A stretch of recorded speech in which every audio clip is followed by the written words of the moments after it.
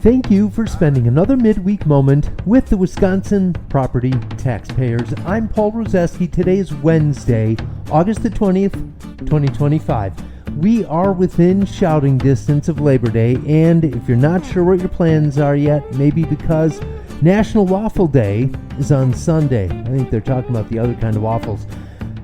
It's the calm before the storm for many folks getting ready for the last months of summer because it's almost like they hit the ground running with school and everything's starting back up come Labor Day.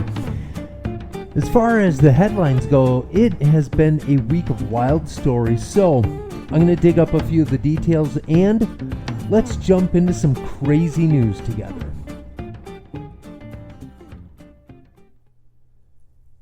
And starting off, we're going to talk about some publicity that money can't buy, especially if you're a politician. In the middle of Iowa, a car crash between a semi on the side of the road and a minivan going full speed came together for a really spectacularly bad crash. Also, what came together was about a dozen or so people stopping to direct traffic and give emergency aid.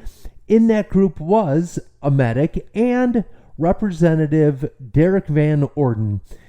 They attended to an 11-year-old boy that was seriously injured and bandaged him up with multiple tourniquets by cutting up seatbelts, using a few socks, and ripping off a windshield wiper from the car and using that on his arm. It's a great story of people coming together in a crisis and helping others. The boy was put in an ambulance, and I haven't heard anything to the contrary that sounds like he won't eventually make a recovery. In other crazy news, here's what I consider item number 2. There are a few different headlines that I've seen in recent weeks. I'll start with number 1. AI could soon think in ways we don't even understand, evading our efforts to keep it aligned, top scientists warn. Goes on to say researchers at Google and OpenAI, among other companies, have warned that we may not be able to monitor AI's decision-making process for much longer. Okay. Here's number 2. The more advanced AI models get, the better they are at deceiving us. They even know when they're being tested. That's the headline. This finding led them, being different companies and the researchers, to recommend that an early version of Anthropic's Claude Opus 4 not be deployed because when Claude's goals were in conflict with human goals, the AI used aggressively deceptive tactics to accomplish its aims. That's chilling. Headline number 3. New AI system can, quote, predict human behavior in any situation, unquote, with unprecedented degree of accuracy, scientists say.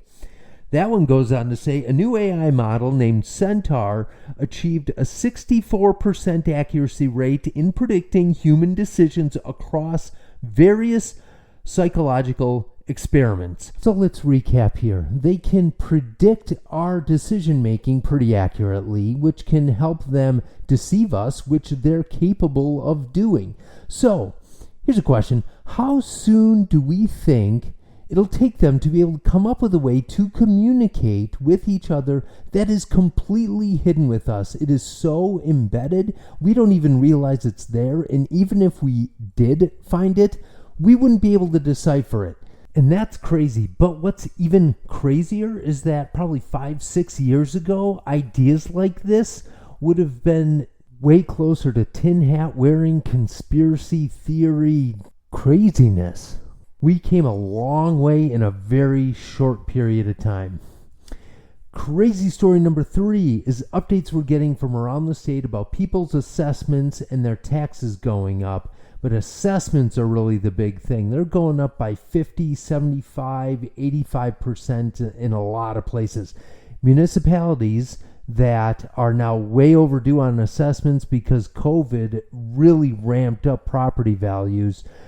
The highest I've heard, and there's been a lot of chatter around Wauwatosa, Wisconsin, a suburb of Milwaukee. Over there, we have at least one person with a 100% increase in their assessment, where somebody went from $460,000 to well over $1 million in their assessment. Yes, it follows the theme. That's crazy. Here's another issue. One of the most unreal parts was on their website. The city of Wauwatosa is telling people that if your assessment went up by over 53%, your taxes will be going up. If your assessment went up by less than 53%, your taxes won't go up and they may even go down. That is how far off they are from where they're supposed to be. There are more municipalities that are overdue that I think are going to hit next year too, and when they do, taxpayers are going to keep getting unpleasant surprises. If you come across them or if you hear about anything, make sure to let us know. And finally, because I just thought it was really good, I give you a quote from entertainer Arthur Godfrey, who said, quote, "I'm proud to be paying taxes in the United States. The only thing is, I can be just as proud for half the money." Have a great second half of your weekend. As always, thanks for listening. Wisconsin Property Taxpayers Inc. is a nonpartisan membership organization consisting of thousands of small business, farm, and homeowner members in every corner of the state. Founded in 1985, the organization is committed to providing its members with up-to-date information, legislative advocacy, and exclusive cost-saving benefits. Find out how to join at wptonline.org/join.